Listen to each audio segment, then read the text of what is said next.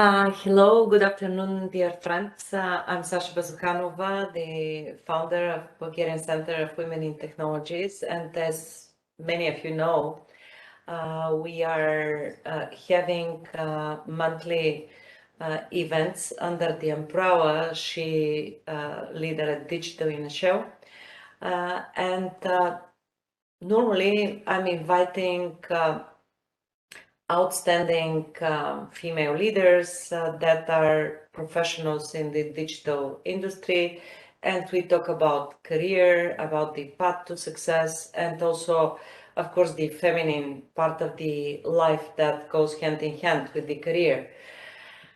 This month, though, I have a different profile of a guest. I'm extremely pleased to have next to me Tetyana Puchkova.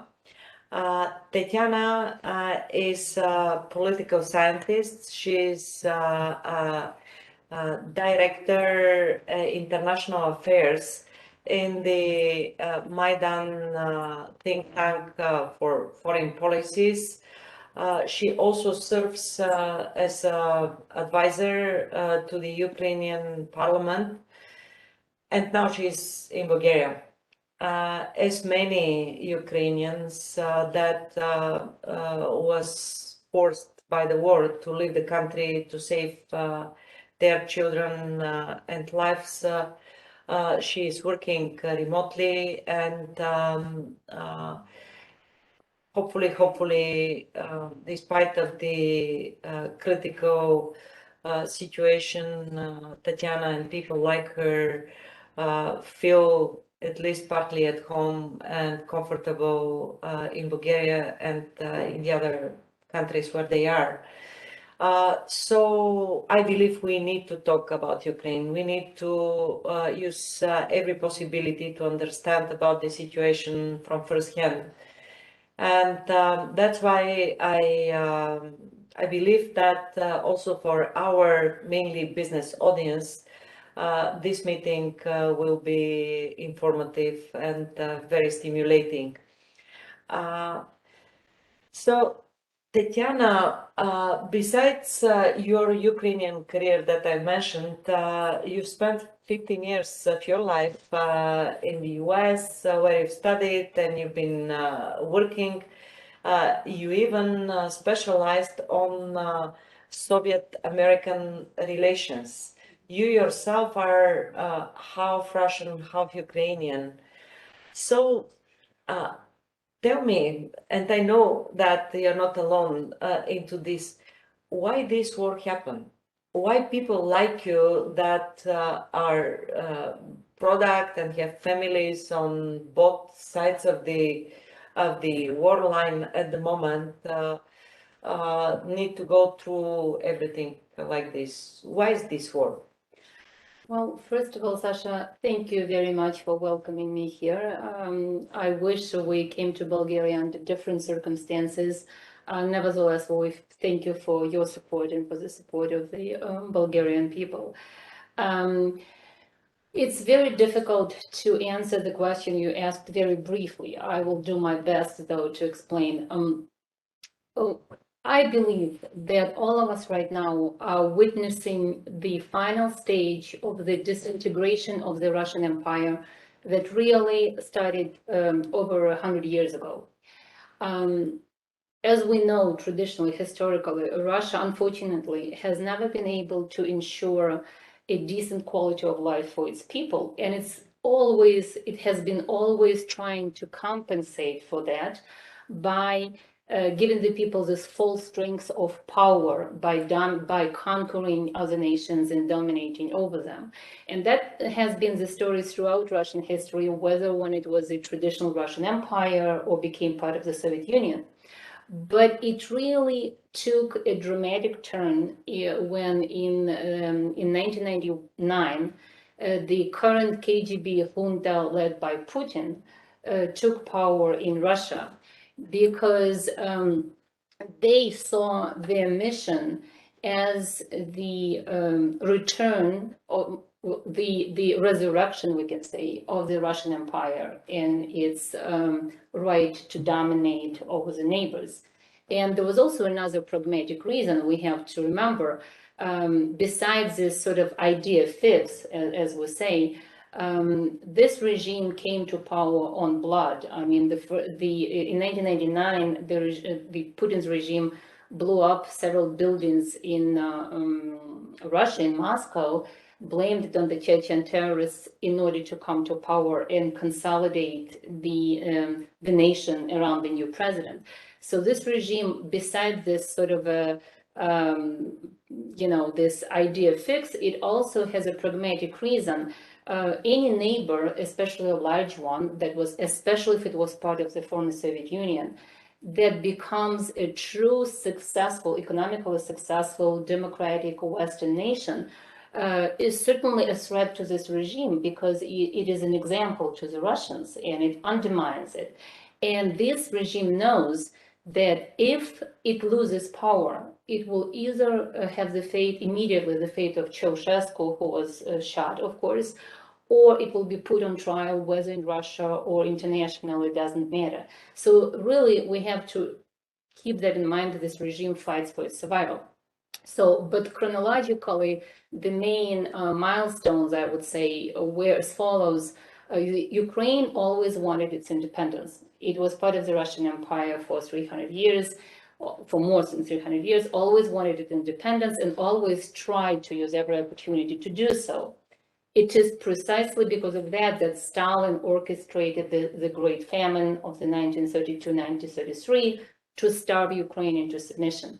Now, when Ukraine gained independence, that of course was from the Soviet Union. That of course was before Putin came to power.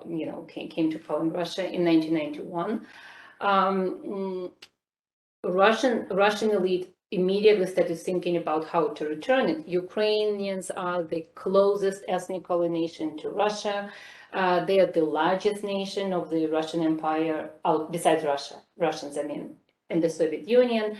So they tried to bring it back in any way they could. And for years, what they did, Russia blackmailed Ukraine with gas and oil and bribed our elite and did everything possible so that Ukraine remains within its orbit. But when in 2014, 8 years ago, Ukrainians rebelled against the president who tried to stop European integration of Ukraine, and won. Yanukovych, yeah, and won and kicked him out, then Russia proceeded to the next stage, the direct military action, and using the situation, using the fact that Ukraine had no capable military at that time, Russia occupied, as you all know, parts of our territory. And then for the next 8 years, it used to blackmail us with that, in order that we give up our Western aspirations to become a truly Western nation, to become part of the EU and NATO. Well, that hasn't worked either in 8 years. And so then Putin now moved to the, what I would call the final solution, just like Hitler, in another sense, towards bombarding and destroying and killing Ukrainians, again, trying to beat them into submission. That's to put it briefly. In a nutshell, yeah. Thank you for giving this context, because obviously from a distance and not necessarily everybody is so knowledgeable of the dynamics in the Ukrainian-Russian relations throughout the years. From distance is difficult. This action that at the moment, of course, everybody follows with unfortunately growing worry to be understood. But still, from a formal perspective, this may be named a local war between Russia and Ukraine. In the same time, it attracted enormous, unprecedented world support, not only humanitarian, but also political. Why is this? Why Ukraine is so special? And I now invite you to jump in your shoes of the foreign policy experts and to give a little bit of the more geostrategic context of the situation? That's an excellent question, Sasha, because really it is not, basically the answer lies in the question. It is not a local war, it is not just a regional war, as it may seem, because again, we have to understand Putin's and his clique's main reasons. It is really, and I'm not saying it as a figure of speech, I mean it literally, it is a fight between autocracy and democracy, world autocracy and world democracy, for the right, from Putin's standpoint, for the right of the world totalitarian regimes to do what they want. I mean, this is, I'm putting it simply, but that's really the gist of it, that's the essence of it.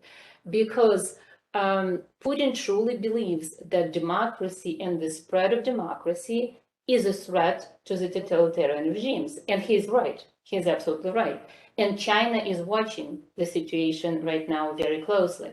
So basically the idea, Putin, by the way, does not believe that he is fighting Ukraine. It's to them, to him and his cronies, Ukraine is just a tool in the hands of the West. Yeah, an instrument, exactly. In their mind, they have to fight the West. And I don't think they truly believe that NATO is going to attack them. When they say that NATO and the West are a threat to them, they mean that the success of the West automatically means the failure of the totalitarian regimes, just like the Cold War proved. You know, in the Cold War, during the Cold War, the West won the Cold War. Communists fell. And so it's the same, it's basically an existential fight for them. And the reason why it is so important for the world, and again, I mean it literally, if Ukraine loses, well, let's say if he beats Ukraine into submission, he will go further. There is Moldova, there was already Georgia, part of it is occupied. There is, and then he can go further. For example, it's a lot of strategists believe, and Russia has threatened yesterday again with Europe and the West with tactical nuclear arms. A lot of times I hear people say, no, they won't do that. They're not crazy enough. Well, 2 months ago, we thought they were not crazy enough to invade Ukraine like that. And 8 years ago, we didn't think they were crazy enough to occupy Crimea. No one did. But first of all, they are crazy enough. Secondly, they have no choices. Their choices get more and more limited with every day. And secondly, we have one thing I just want to explain to people. When we say that Putin may use tactical nuclear weapons, it doesn't mean that Putin plans a huge nuclear war. He wants to blackmail the world with it, to show, okay, yes, we are crazy enough. We can use tactical nuclear weapon with, limited damage to, let's say, against Poland or Estonia or Romania or Bulgaria or whatever, and then just to show to the West that we would not stop. Are you willing to risk? Are you, the West, the United States, NATO, willing to risk a total nuclear war? In the hope that the West will say, no, of course not. We're stopping here. But sorry, this looks like a very, very short-term agenda, because we see that on the Russian side already there are lots of limitations due to economic sanctions, due to practically lots of international organizations withdrawing their presence, financial sanctions, you name them, everybody knows this. So what if he uses the tactical weapons and shows to the West that he has the power or the madness to make such a step? So what is the Putin's agenda, long-term agenda, mid-term agenda? Well, a long-term agenda, I think, is that if he uses nuclear weapon against a European country, against a NATO country, again, limited tactical nuclear weapon, he's hoping that the West would back down and basically would allow Putin would allow him to dominate at least in Eastern Europe and possibly beyond. Now, in terms of sanctions, well, again, if the West agrees to certain terms and certain agreements are signed, then ultimately Putin hopes that maybe in a year, 2 years, 3 years, some of the sanctions will be, will be relieved, will be lifted. And another thing is, you have to understand the mentality of the Russians. So what if Russia lives as North Korea? Well, Iran has been living under very severe sanctions. North Korea has been living, throughout its history very, very poorly. Some people will leave. Unlike in Stalin times, Russian borders are still open so far. So some Russians will leave, others will stay. That's enough for the regime to survive. That's their ultimate hope. But their ultimate hope that the West will back down when threatened with a nuclear war. Do you believe that there is a critical mass of people in Russia that can, in a democratic way, stop this regime? I'm asking you this question because in my business career, I've been managing Russia for 3 years. And honestly, the people that I worked with, our customers, people that I've met, they thought very pro-Western. They behaved in a Western way. And this leaves me most probably the naive belief that there are many, many people that would not accept this to continue forever, and one person or a small group of people to play with their and their children's life in such a way. Well, I like the way you formulated the question. If there is a critical mass of people, of course, Russia is a large country of almost 140 million people, and of course, there are a lot of people. There are some people, I should say, who understand the situation correctly. But unfortunately, there is no critical mass of people like that, not even close. First of all, people outside of Russia, I don't think fully realize the extent and the severity of the hysterical propaganda that Russians have been subjected to for 20 years. This is really Goebbels-style propaganda, the Nazi Germany, multiplied by the modern technical abilities of not just television, but internet. And so, of course, there are some, first of all, a lot of people have left Russia even before the war. Over these 20 years, a lot of intellectuals, a lot of liberals have left Russia. Unfortunately, there are no political parties in Russia per se. All of the political parties, so-called political parties, are really fully controlled by the Kremlin. There are no opposition media or independent media of any kind, including radio or internet or anything. It has been gradually, completely eliminated over the course of 20 years. And all oppositioners, opposition leaders, or even local oppositioners have been either imprisoned or kicked out of Russia or had to flee. So basically, the Russian society, first of all, it's very comparable to what it was under Stalin, with the only difference, there is no mass repressions yet, in other words, just like in Stalin's times. There is nothing like that, but people are very scared. You have to remember that there are right now long, serious prison terms in Russia, even for a repost on Facebook of something that the government considers to be undesirable. I know someone who was fired from work, the head of a big design company, because of Facebook post, just to just so you understand, right now they passed a law since the war with Ukraine started, that if someone called, because they're not calling it a war, they're officially calling it a special operation. Yeah. So if someone calls it a war, it's up to 15 years in prison. So again, Russians traditionally are a fairly submissive nation because they never lived really under democracy except for a very short time in the early 90s.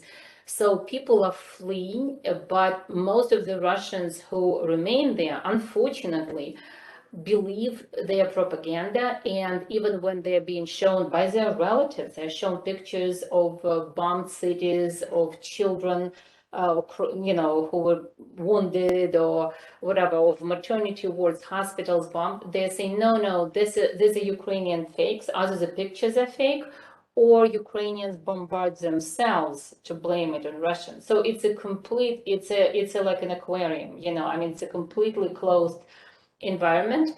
And plus, people again, if you add 80 years of Soviet time to the 20 years, for 100 years, people were taught to believe that their history is exceptionally heroic, and that Russians are always on the side of the good, never on the side of evil. They've never occupied anyone anywhere. They've always only liberated people. So it's very hard for an average Russian, not a very educated Russian, for example, to admit that Russians can be the occupiers, the fascists, the aggressors. It's very mentally hard. So it's easier to just believe the news, unfortunately. I understand what you say. Let's not forget that Bulgaria was also under very dominant Russian influence, to put it in a diplomatic way, for 50 years. And I'm from the generation that lived in the socialistic time, and thanks God also in the democratic area. But you still today have the echo in the minds, especially of the older generation of people from that time. So the propaganda with different goals we know quite well. But despite of the fact that Russia is much bigger, especially military, some analysts I've read shared that was involving 5 times more army resources or military resources compared to the Ukrainian ones. It seems that Ukraine is winning this war, and practically the Putin's plans for 3-4 days to have Ukraine under Russian control failed. So what is your comment on this? Why Ukraine sustains as of 24th of January, now we have a month practically, and moreover, what I'm reading is that more than 400,000 people that are living abroad return back to fight for Ukraine. It's amazing. So what is the reason for this? Well, of course, the main reason is that Ukrainians have no other country, no other place to go. It is our land. We are defending our land. And we're determined, we're defending our homes. We are determined, of course, to kick the aggressor out. And by contrast, the motivation of the Russian army, of course, is very, very low, because why would an average Russian, no matter what the television tells them, I mean, yeah, they may believe that Ukrainians are horrible or sold out to the West or whatever, but no matter how many times they say that NATO is a threat to Russia, an average Russian doesn't feel, you know what I mean? They know that they haven't been attacked by NATO, by Ukraine. So they're not quite sure what they're doing here. It's one of the reasons. So the main reason, of course, is a difference in motivation. Ukrainians are extremely motivated to defend ourselves, while the Russian army is not motivated. Another main reason is that Russia made a horrible, ridiculous miscalculation that for whatever reason it believed that Russian speakers of Ukraine, especially in large cities, would basically immediately support Russia, or would basically greet them with flowers. I don't know how this ridiculous assumption could even possibly come to life. We've read a lot about this. Yeah, this was the expectation. Yeah, but of course it hasn't. It's strange, because they already had that hope in 2014. That never happened. And so now again, of course, that never happened. And more than that, I'll tell you, the irony is, that's the irony of the Russian policy.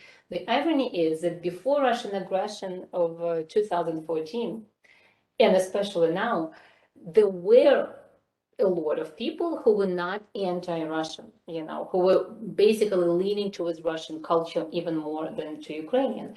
But with every step of the Russian policy, they achieve the exactly opposite effect, of course. So by now, even the hardest pro-Russian forces or people, when you bomb them, when you bomb their houses, when you bomb the children hospitals, of course, there could not possibly be any supporter left. And so that's another reason that they completely miscalculated. And the third reason was that ironically is Russian corruption, because look at the weapons they fight for. Yes. They have, like, in one column, they would have 4 generations of tanks, which is, of 4 different ages, which is ridiculous. No one ever fights wars like that. They had logistical issues. They treat their soldiers like even Hitler never treated his soldiers. They would throw them in battle without food, without proper military clothing, because of, well, largely because of the miscalculation, but also because of the corruption, enormous corruption in Russia. So that's basically the thing. I mean, they completely misjudge the environment. The irony is, I don't know if many people in your audience would know that Russia already, before it started the operation on the 24th, it hurried to make medals for taking Kyiv, for taking Odessa. Wow. That they would award. Can you possibly imagine? That's a good planning, yeah. But yeah, so Wow. that's well, I mean, it's tragic, but it's fairly ironic.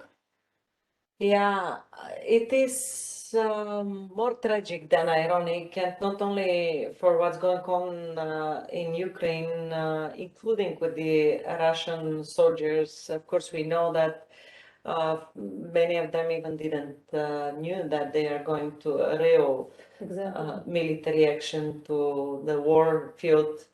But let's maybe look a little bit to the other part. You've mentioned about the motivation, the beliefs, the misleading messages that people believe in, and the context about this. But what will happen with Russia, with this situation? What is your view?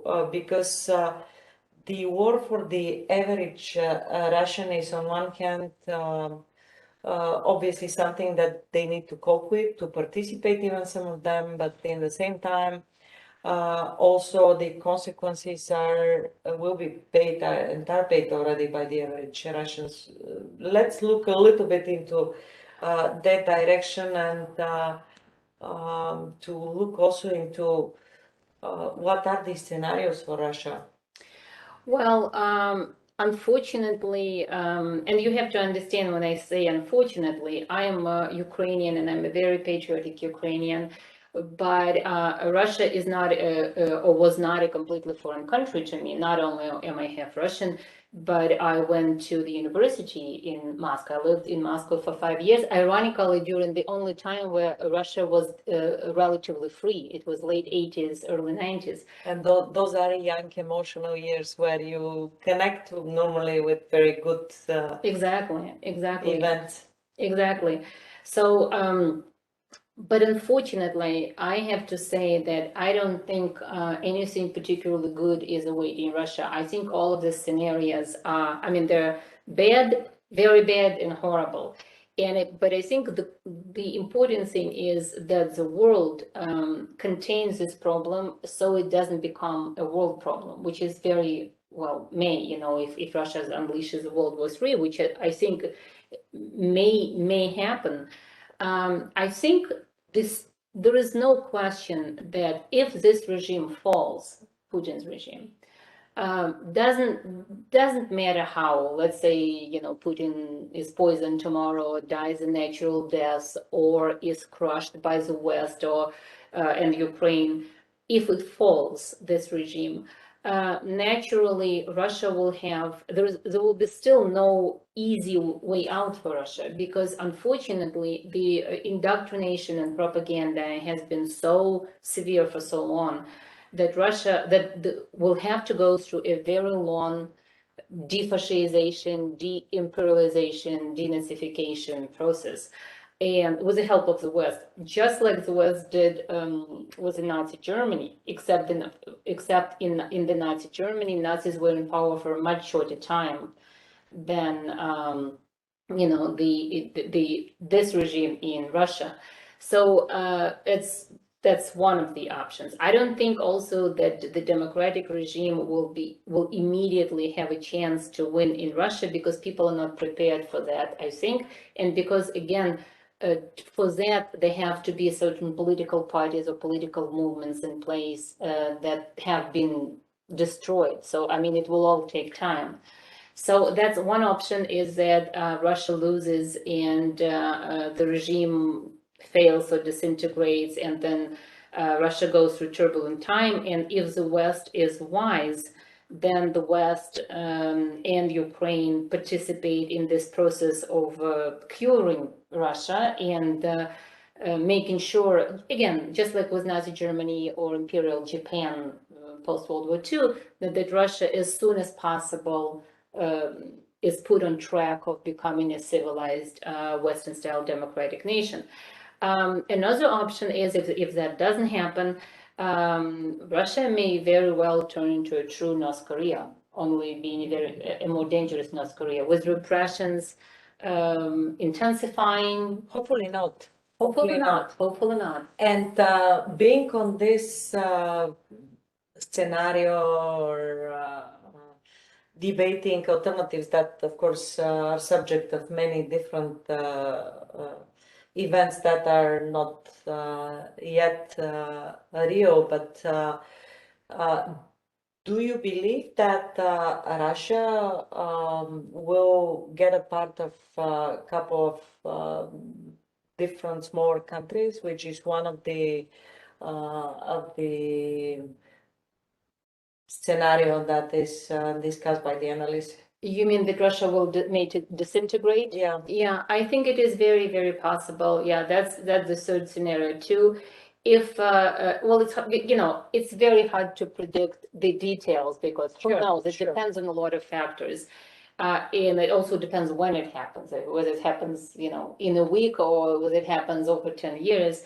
But that's one of the scenarios that Russia may disintegrate. I think that it's very, very realistic scenario. And interestingly enough, I think ultimately Russians would benefit from it. And I'll tell you why. The country of that size and of that history is unmanageable. And all of Russia's history proves that. People talk about, yes, Canada is large, the United States is large. But in Canada, the population lives very compactly very close to the US border. Within the US, yes, the population in the country is large, but it's a true federation where each state has a great degree of autonomy. Yeah.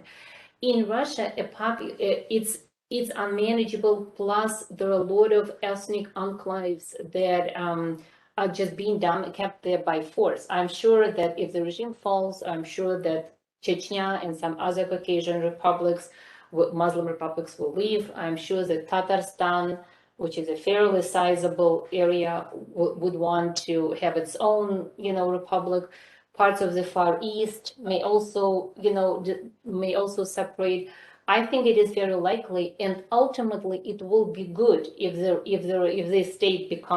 those states become democratic, and also for the Russian, if Russia remains, let's say, within the borders of its European part. I think it will be much easier to turn it into a democratic, successful country. Future will show, and let's hope for the best in the given situation. That we'll talk soon about peace and rebuild, and really the new opportunities that will be available for Ukrainian, but also for the Russian people. And as we are mentally moving to beyond the war. How you believe that this war changes and will change the Ukrainian people? I think it really has already changed the Ukrainian nation a lot. First of all, it's a trial. It really tests the test of our nationhood. And I think so far we're passing it with excellent grades. Because really, as you well know, before the war and before the war and especially before the revolution of 2014, not only did the world think of us just as a corrupt state, as an unsuccessful state, but most importantly, that's what we thought about ourselves all the time, that we're constantly unsuccessful, we can't achieve this, we can't accomplish that, there is corruption everywhere, there's always a problem. There are very few achievements that we had, really, that we recognize.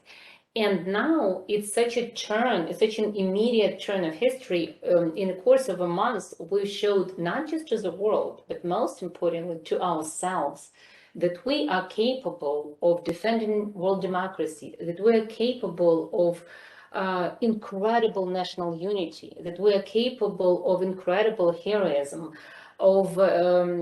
this war is not only a war of heroes, but it's also a war of ingenuity, of very, Ukrainians are very smart about fighting this war.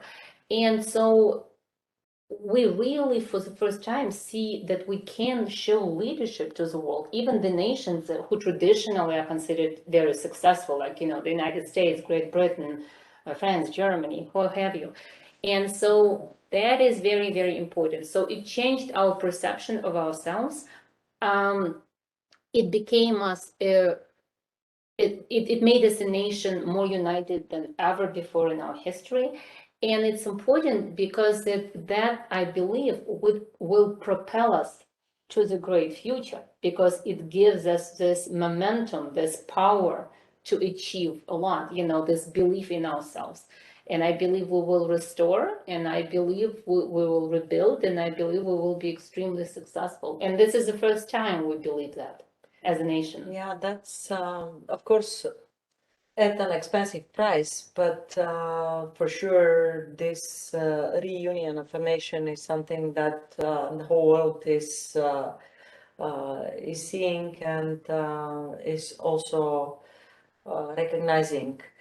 I forgot to tell something that I was supposed to say at the beginning about the discussion, but from the people that follow us online, if you have any questions, I'll be happy to, with the help of the team, to get them and to ask on your behalf, Tetyana.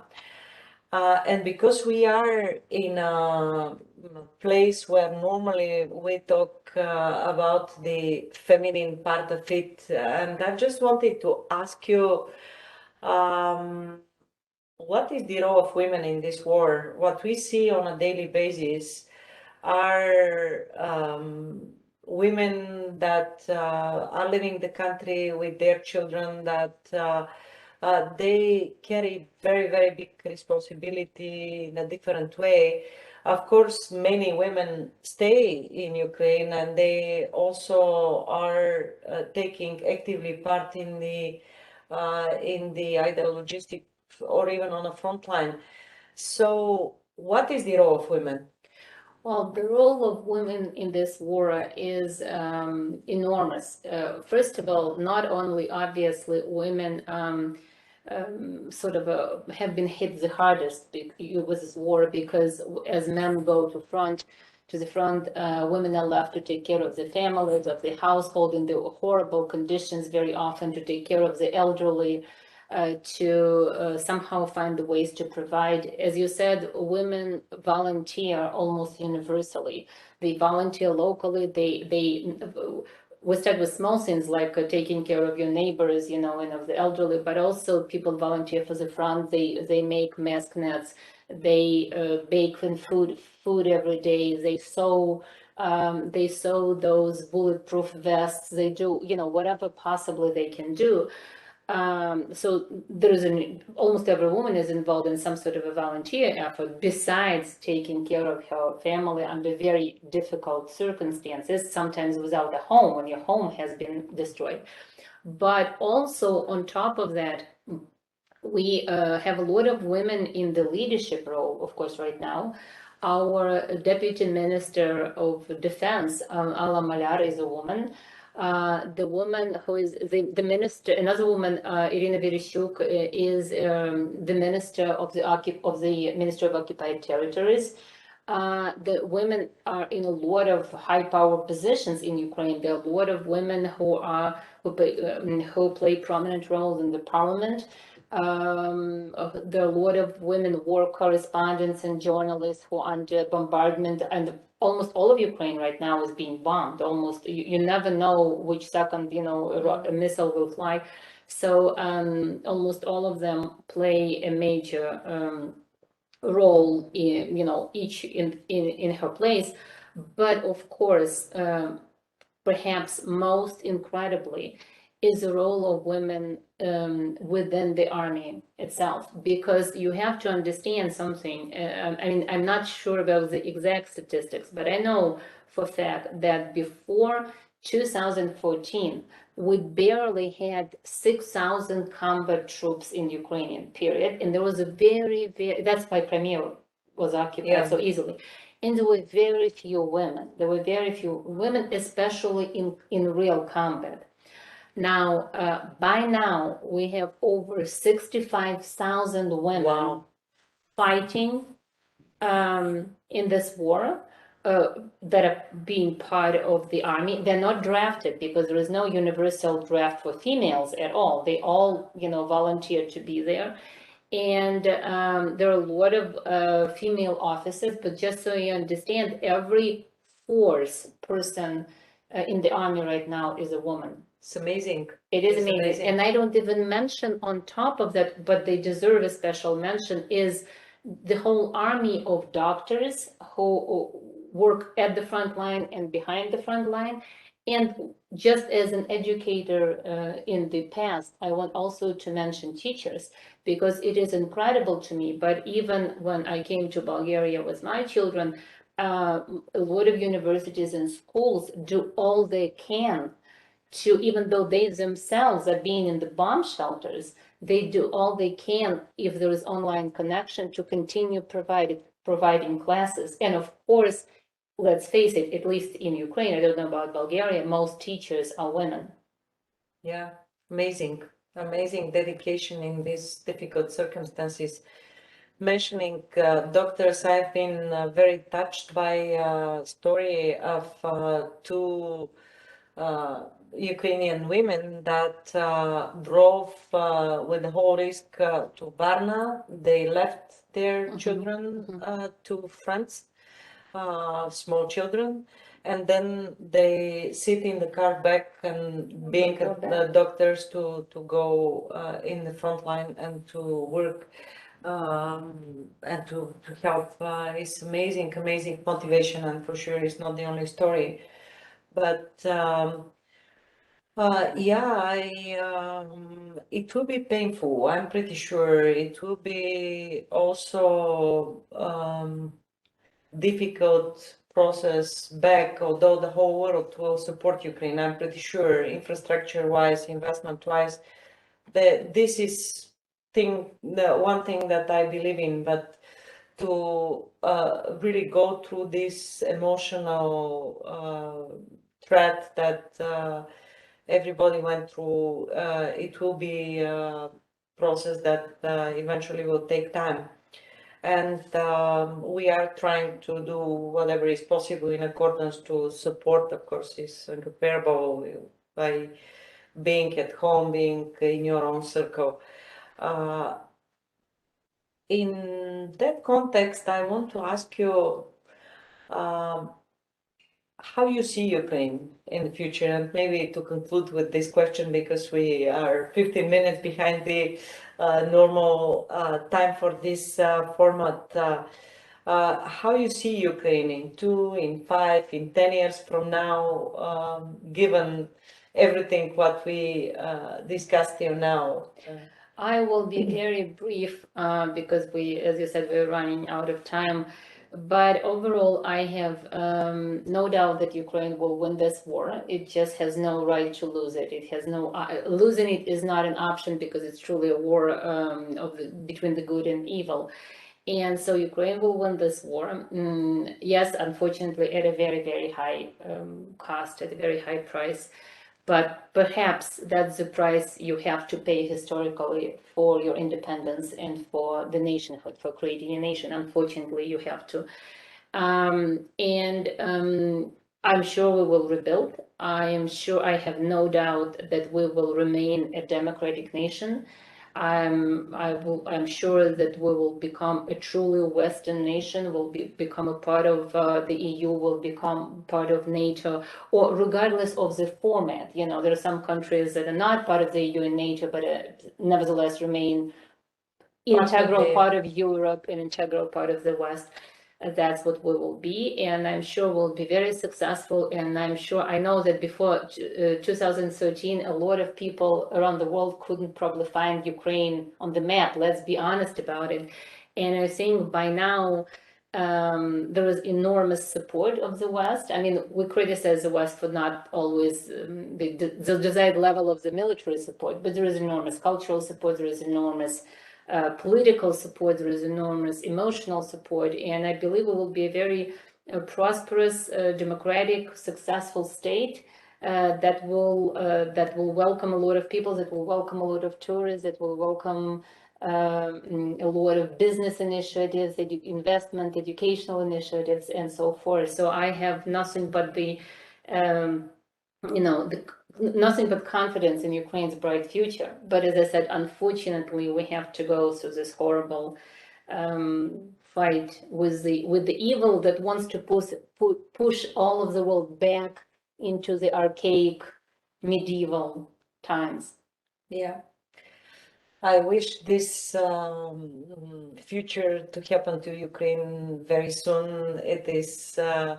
It was ironic. I had a visit planned to Ukraine in April, and today, an hour before our meeting, it popped up as a reminder to prepare for this. Hopefully, people like me will be able to come, maybe not in May as it was planned, but in the fall, yeah, I'm sure. Soon in Ukraine, and more importantly, I wish people like you to be able to return soon back and to be part of the building of this country. Yeah. So Tatyana, thank you very much for this open, informative, and for me, carrying good optimism dialogue that we had. We need to understand the picture of what's going on, and thank you for being the person that shared this with our audience. I'm pretty sure that everybody was learning things that we eventually. Thank you so much. Thank you so much for inviting me, and I hope it was useful, and I hope to return home soon. By that time, you are well hosted at our home here in Bulgaria. Yes, thank you so much. Thank you. Okay, thank you.